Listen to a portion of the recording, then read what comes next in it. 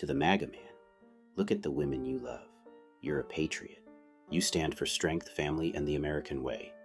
You've cheered at rallies, waved the flag, and believed in the promise of making America great again. But while you've been fighting for that vision, have you stopped to look at the women in your life? Your mother, your sister, your wife, your daughter? Because the policies you've backed, the leaders you've lifted up, they're not just abstract talking points. They're hurting the very people you die to protect, and it's time you face that truth. This isn't about politics as a game, it's about flesh and blood. It's about the women who've stood by you, raised you, loved you, and who are now bleeding, suffering, and, in some cases, dying because of the world Donald Trump and his Maga machine have built. Let's talk about what's really happening to them. Let's talk about the cost.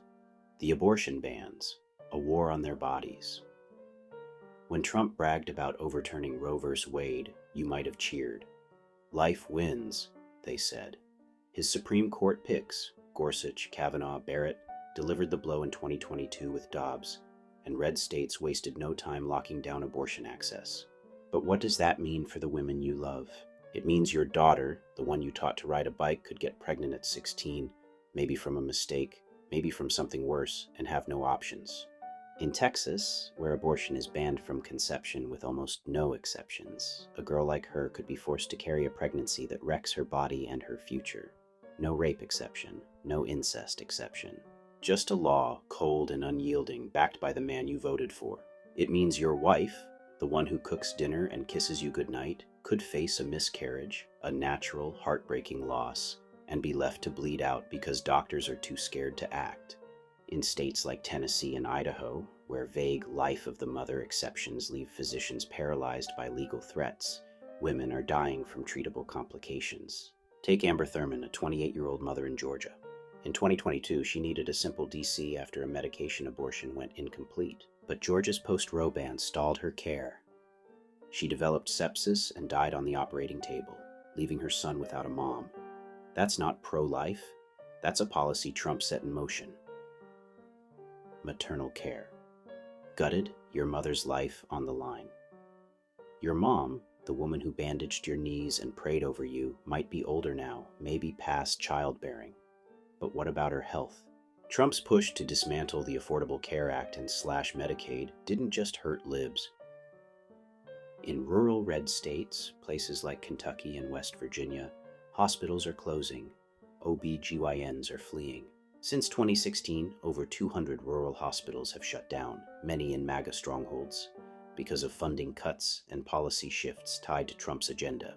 If your mom has a heart attack or a stroke, the nearest ER might be hours away. If your sister's pregnant, she might not find a maternity ward within 50 miles. In Louisiana, a state that went hard for Trump, maternal mortality rates are among the highest in the nation, doubled since 2016. Black women, like maybe your aunt or your cousin, are dying at 3 times the rate of white women, often from preventable complications. Why? Because the healthcare system Trump undermined isn't there to catch them when they fall. The daughters left behind. Think about your little girl, the one with the big dreams, the one you'd fight the world for. What happens when she grows up in a country where MAGA policies have stripped her rights? In Ohio, a 10-year-old rape victim had to flee to Indiana for an abortion in 2022 because Trump's Dobbs decision triggered a near-total ban. 10 years old, a child, forced to carry her rapist's baby unless she could escape across state lines. Is that the America you wanted for her? Or consider Kate Cox, a Texas mom who begged for an abortion in 2023. Her fetus had a fatal condition, trisomy 18, and continuing the pregnancy threatened her life and future fertility. Texas, under Trump-inspired laws, said no. She had to leave the state to save herself.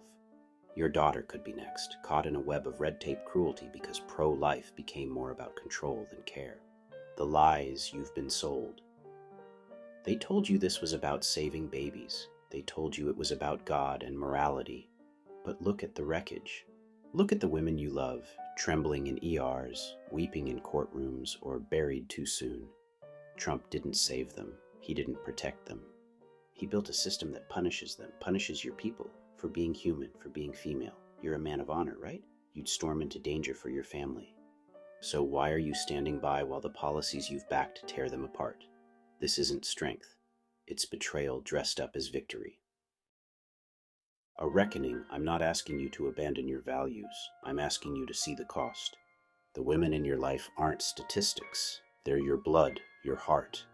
Amber Thurman's son doesn't care about rally chants. Kate Cox's husband doesn't give a damn about Trump's tweets. They're living the fallout of your vote.